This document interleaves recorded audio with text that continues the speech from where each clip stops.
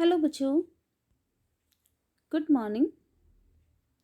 आज हम worksheet number 15 के अंदर सॉरी वर्कशीट नंबर 75 में चैप्टर नंबर 15 के अंदर प्रोबेबिलिटी के वर्कशीट नंबर 31, 32, 33, 34 एंड 35 का रिवीजन करने वाले हैं। तो चलिए स्टार्ट करते हैं। सबसे पहले जैसे कि इस वर्कशीट में आपको पहले देख लेते हैं क्या क्या दिया गया है। बच्चों यहाँ पे आपको ना 3 क्वेश्चंस दिए हुए हैं, फर्स्ट सेकंड थर्ड। इन 3 क्वेश्चंस में तो आपको एमसीक्यू दिए हुए हैं, इनमें से कोई एक ऑप्शन सही है। उसके बाद आपको 3 ही फिल इन द ब्लैंक्स दिए हुए हैं, 4, 5, 6। और इसके बाद आपको 7, 8, 9, 10 एंड 11 आपको यहाँ पे कम से कम आपको 5 क्वेश्चंस सॉल्व करने के लिए दिए गए हैं, जो कि आपकी प्रायिकता पर बेस्ड है, सॉरी यानी कि प्रोबेबिलिटी पर बेस्ड है। तो चलिए स्टार्ट करते हैं। आपका जो फर्स्ट क्वेश्चन है वो यहाँ पर है, ध्यान से देखिए। A fruit basket contains 5 apples, 6 mango and 7 orange. यानी कि आपके पास एक फ्रूट की बास्केट है जिसके अंदर आपके एप्पल और मैंगो और साथ में आपके कुछ ऑरेंजेस हैं। तो ये आपके जो एप्पल हैं वो आपके 5 हैं, मैंगो आपके 6 हैं और ऑरेंज आपके 7 हैं। तो टोटल कितने फ्रूट्स हो गए बच्चे यहाँ पे? यहाँ पे आपके हो गए 4, 5, 11 और 7, 18 यानी कि 18। तो यहाँ पर आपके टोटल फ्रूट कितने हो गए बास्केट के अंदर? 18। और प्रोबेबिलिटी किसकी पूछी हुई है? प्रोबेबिलिटी पूछी हुई है हमारी एप्पल की।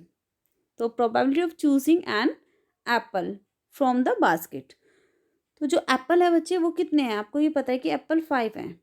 और जब आप रेंडमली कोई एक एप्पल यहाँ से उठाओगे तो अगर 5 एप्पल हैं, ठीक है, तो 5 में से कोई सा भी हो सकता है। फर्स्ट नंबर का एप्पल हो सकता है, सेकंड नंबर का एप्पल हो सकता है या फिफ्थ नंबर का। तो पॉसिबिलिटी जो है वो तो 5 के 5 एप्पल में से किसी की भी है, किसी का भी नंबर आ सकता है। तो इसीलिए जो आपकी यहाँ पे प्रायिकता होगी, नीचे हमेशा 18 टोटल नंबर लिखा जाता है और ऊपर हमने जिसकी प्रायिकता ज्ञात करनी होती है, जिसकी पॉसिबिलिटी है वो। तो प्रायिकता जो हमने सॉरी जो हमारी प्रोबेबिलिटी है वो हमारी होगी, एप्पल है हमारे 5, तो 5/18। क्लियर है? तो यहाँ पे आ जाएगा 5/18। तो which option is here? B. B option is the right option. Second, the probability of getting a prime number in a throwing of a dice.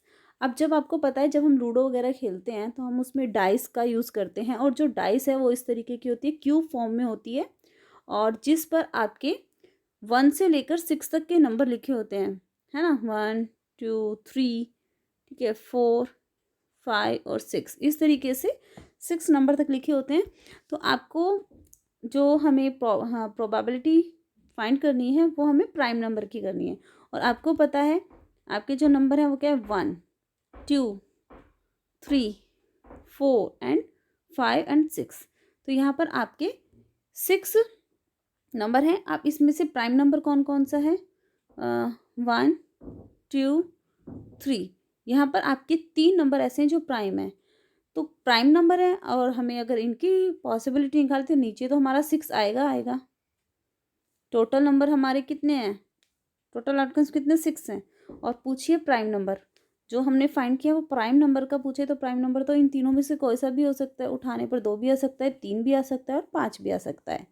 तो पॉसिबिलिटी इन तीनों की है, तो 3/6। तो आप इसको अब ध्यान से देखिएगा।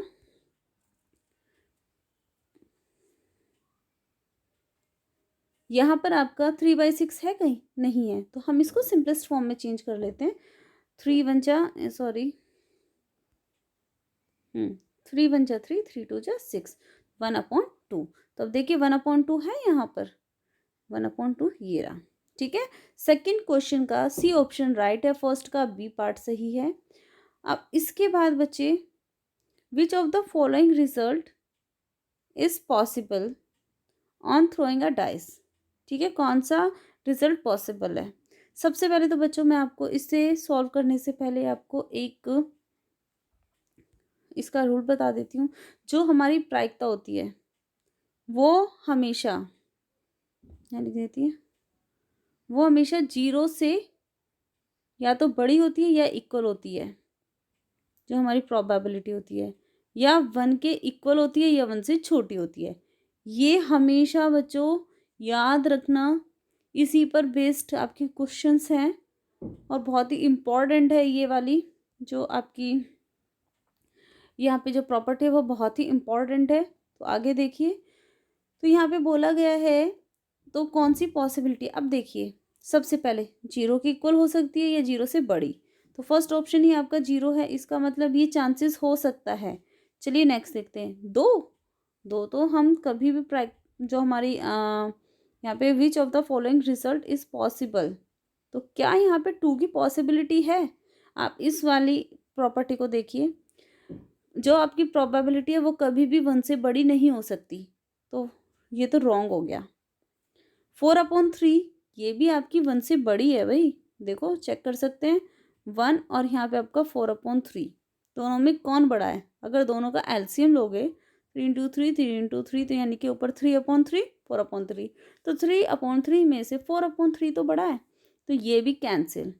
दूसरा आपका जो डी ऑप्शन है वो आपको दिया है -1।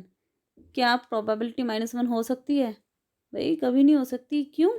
क्योंकि आपका यहाँ पे देखो ना, ये जो आपका ये 0 है, जो आपकी प्रोबेबिलिटी है वो 0 के इक्वल हो सकती है या 0 से बड़ी, 0 से छोटी नहीं। तो ये प्रॉपर्टी आप हमेशा माइंड में रखो कि जो आपकी प्रोबेबिलिटी है वो 0 और 1 के बीच में ही होती है, कभी ज़्यादा नहीं होती। ठीक है, तो इसका मतलब हमारा फर्स्ट ऑप्शन हमारा सही है। तो चलिए अब आ जाते हैं फिल इन द ब्लैंक्स पर।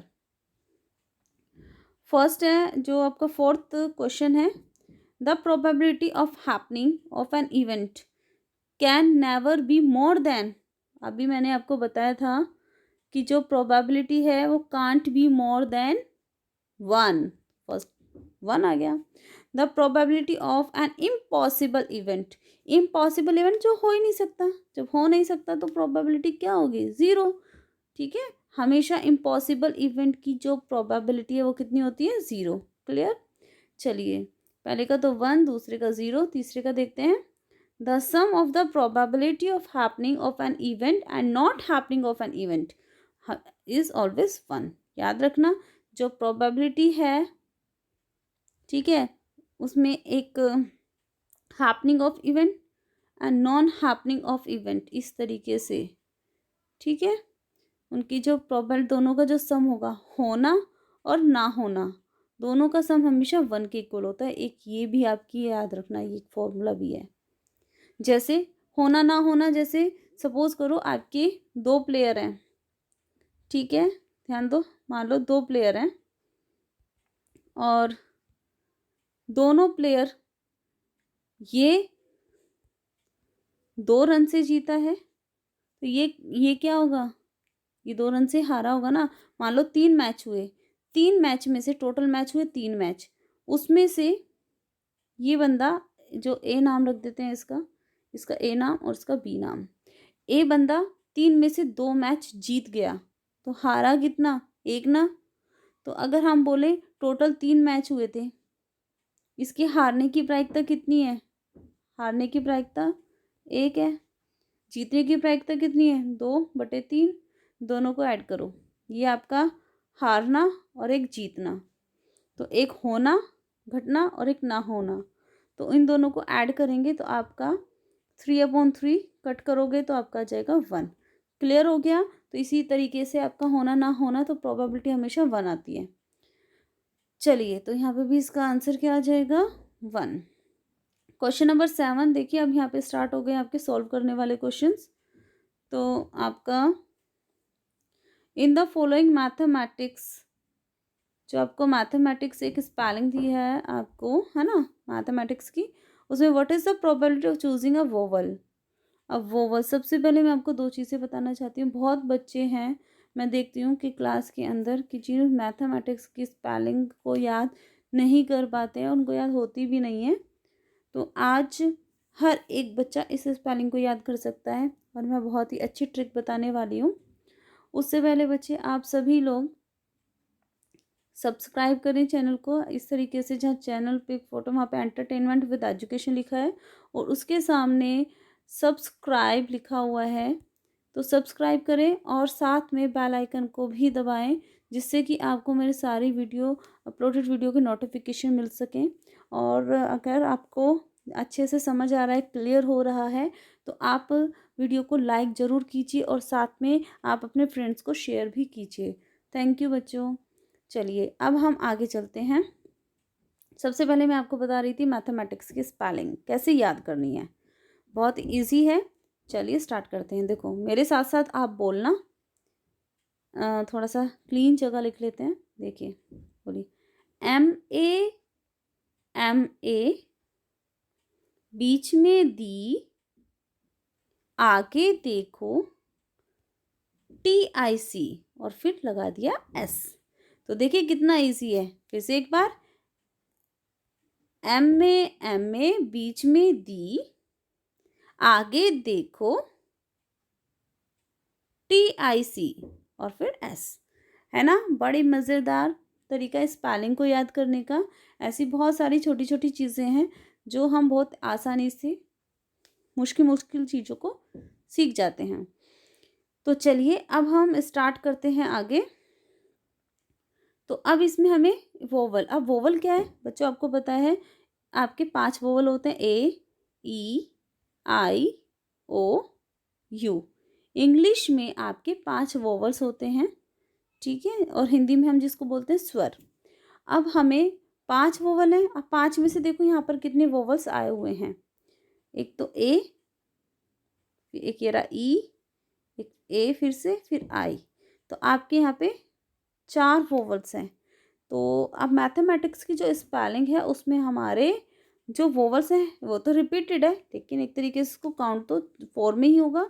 और टोटल कितने वर्ड हैं आपके, 4 याद रखना, 4 तो वोवल हो गए। और टोटल कितने वर्ड है, 1 2 3 4 5 6 7 8 9 10 11। तो आंसर कितना आ गया, 4/11। क्योंकि वोवल तो कोई सा भी हो सकता है ना, कोई सा भी निकल सकता है, ए भी निकल सकता है, ई भी निकल सकता है, फिर ए निकल सकता है, इस तरीके से, ठीक है। अब इसके बाद आपका आ जाता है क्वेश्चन नंबर 9। क्वेश्चन नंबर 9 में बच्चे आपको यहाँ पर एक 200 स्टूडेंट्स हैं और 200 स्टूडेंट्स के जो मार्क्स हैं वो मतलब 100 में से मार्क्स दिए गए हैं। तो यहाँ पर आपका number of the student they दिए हैं। तो नंबर ऑफ स्टूडेंट्स हैं, आप इनको सॉल्व कीजिए। जो फाइंड टेबल दे दी हुई है, मार्क्स दी हुई हैं, ये बताया कि 0 से 10 तक कितने बच्चों के मार्क्स हैं, 20 बच्चों के मार्क्स हैं। तो इसमें आगे पूछा है कि find the probability that a student chosen, ठीक है, ऑब्टेन्ड लेस देन 40 मार्क्स। हमें उस स्टूडेंट की आपको प्रोबेबिलिटी फाइंड करनी है जिसकी मार्क्स कितने हैं, 40 मार्क्स हैं। तो यहाँ पे आपका नंबर ऑफ द स्टूडेंट यहाँ पे दिए हुए हैं। तो लेस देन 40, तो लेस देन 40 तो आपका यहाँ तक आएगा। तो इन सबको ऐड करना, ठीक है, और ऐड करके आप किसकी निकालनी है हमें, find the probability that a student chosen. तो हम यहाँ पे इन सबको ऐड करके डिवाइडेड बाय कितने मार्क्स की निकालनी है, मार्क्स की निकालनी है तो 100 आ जाएगा नीचे, अदरवाइज आपका कितना आ जाएगा, डिवाइडेड बाय 200। क्लियर हो गया। तो चलिए अब आगे चलते हैं। इस तरीके से क्वेश्चन नंबर 10 और क्वेश्चन नंबर 11 ये आपके होमवर्क के हैं। उम्मीद करती हूँ कि आपको समझ आ गया होगा और आप मुझे इनके आंसर्स, ये बहुत इजी हैं इसलिए मैंने इनको सॉल्व नहीं कराया है, और अगर नहीं है तो आप बता दीजिएगा। तो बाकी आप इनके आंसर मुझे कमेंट करके ज़रूर बताइएगा। उम्मीद करती हूँ आपको समझ में आया होगा। थैंक यू बच्चों।